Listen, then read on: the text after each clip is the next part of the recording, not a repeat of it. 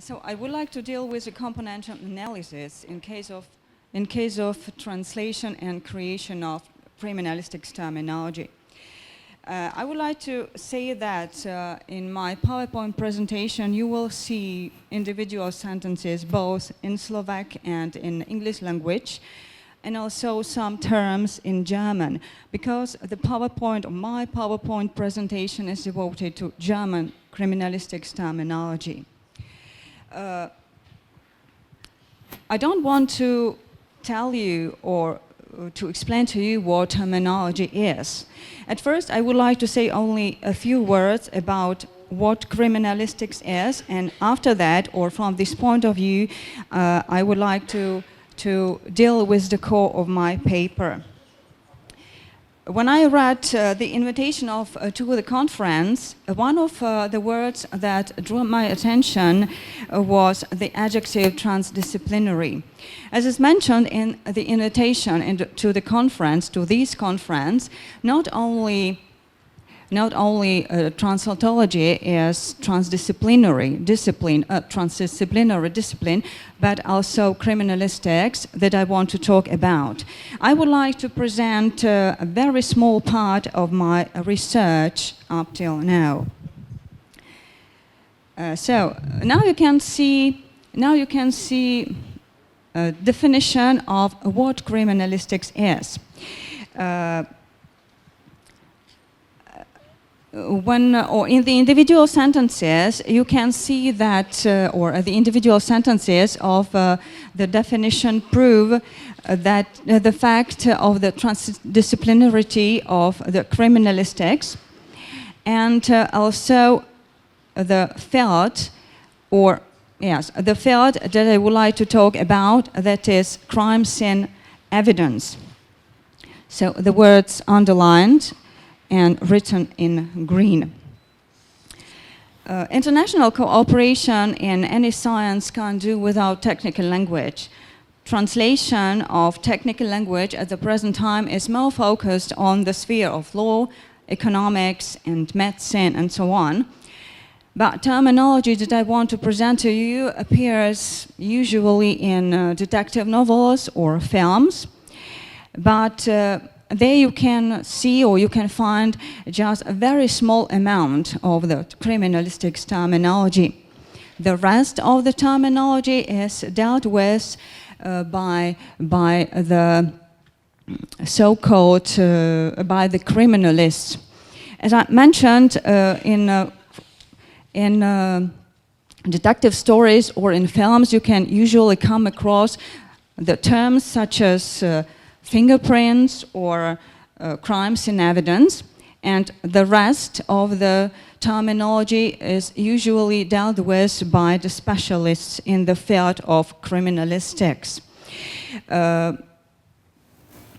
Terminology or the terminology referring to criminalistics also taught at police schools, secondary police schools. At secondary police schools are educated future crime scene technicians. So crime scene technicians, as you can see, are men or women that you can see usually in various TV reports or maybe films. They are people who try to collect crime scene evidence. But before doing so, they have to be educated at a secondary police school in Košice, in Slovakia. There is just one secondary school where future crime scene technicians are educated.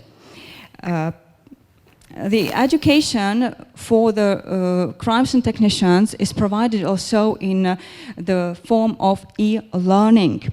Part of the e-learning form is represented by glossary, or should be represented by glossary, because when you click on the glossary you won't find any terms.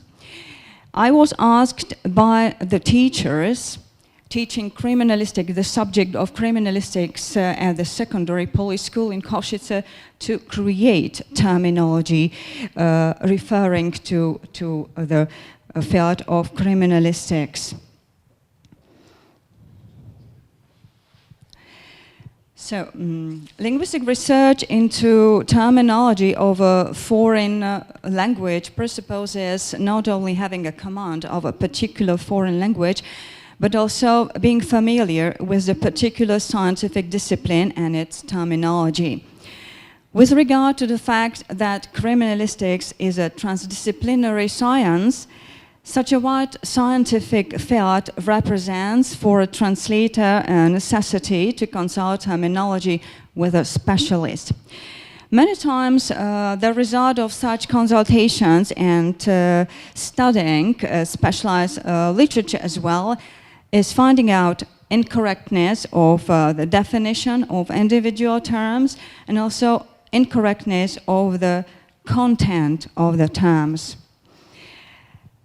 Because in Slovak technical books referring to criminalistics, we can see many words, or we can find a lot of terms taken from Czech literature. Okay, so now I would like to cite one of Slovak linguists, Masar, who says that it is, as you can see and read as well, that it is not methodologically correct to evaluate and research any term isolatedly, but properties of the term can also be found out when the term is researched as an element of a particular system. So it means that not any elements, that terms are not any elements of vocabulary, but terms are also elements with both a particular function in the technical language and a stable position in the definite system of terms. So, simply said, the system of terms is a system of notions that are mutually connected, among which there are certain relations. In case it is necessary to translate a technical text concerning criminalistics. So, either we will use substitutes, or when there is not such a possibility, it is necessary to create new terms. In such a case, it is necessary to take into account definitions of the individual terms, position of the notions in the system. So as you can see also in the example of German types of crime scene evidence. And what is necessary to be taken into account is also, or are also, properties of terms.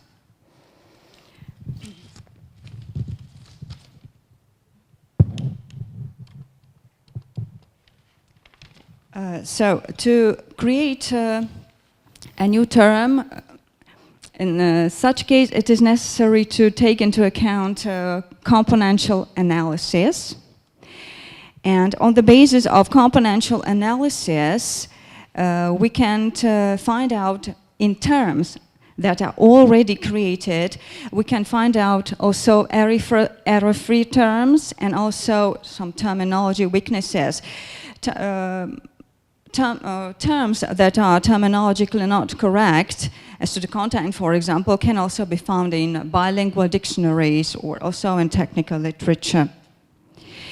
So, I would like to deal with the terms referring to dactyloscopy, or in English also called fingerprinting, which is a method dealing with fingerprint evidence, or with fingerprints, or taking fingerprints. So, the individual fingerprints are usually found on, let's say, on a table, on a book, on the window, on the body as well. So it means, let's say the object where the individual terms are found are called, I will use the English word or term medium. In Slovak it is nosič. On the basis of the componential analysis,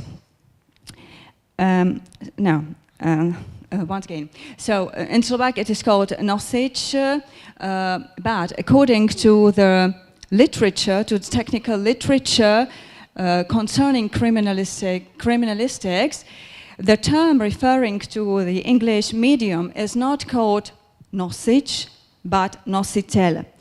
And on the basis of the componential analysis, I found out that the term is not correct. The correct term referring to the English medium is nosič, so as you have seen. So at the beginning I said that you will see individual sentences not only in Slovak, in English also, but in German as well, because I was researching German terminology concerning criminalistic. So it means now you can see several syntagmas referring to the medium. In Slovak, nosič kriminalistických slov, created as an analysis to Slovak zvukový nosič or obrazový nosič. In English, it is syntagma crime scene evidence.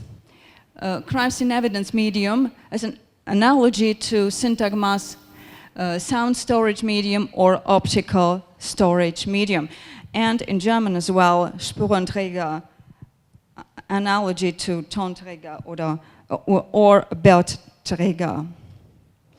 So, now we already know that individual crime scene evidence is found on a medium. The crime scene evidence that is found on the medium usually has a particular form. So, and now we can have a look at the particular form. So, this is in English called shoe print or footwear print. As you can see, the picture of the crime scene evidence has got two-dimensional effect or shows two-dimensional effect, whereas on the next picture you can see as well some kind of evidence showing three-dimensional effect. In Slovak tlačok obuvi. So some more examples, in this case referring to tires, again two-dimension effect and three-dimensional effect represented by hand impression and tire impression.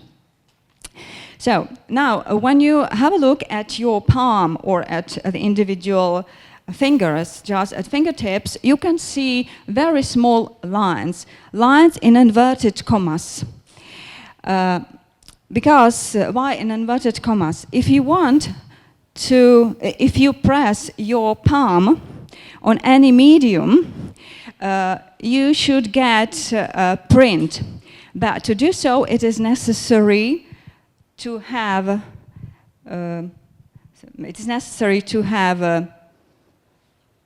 three-dimension effect on your skin. It is so in the reality, but no in the language, because because in Slovak technical language or in Slovak technical books referring to criminalistics, we can find just the term papilárne linie, in English, papillary lines. It means that I would like to say that the term is not correct because, in fact, you can see the skin on that can be found on your hand or on your sole, on your palms or on your soles. To press. If you want to create a print either of your palm or of your sole, it means that it is necessary to have three-dimensional skin. As I said, in Slovak, this fact is not represented in the terminology. When you have a look at this picture, so you can see in English papillary ridges. Ridges are something like small hills, so it means that in the word ridge, the three-dimensionality is present, but not in Slovak. One more example. To use the word or the term papillary lines is correct in case of this print, in case of, let's say, this picture, where we really see lines. But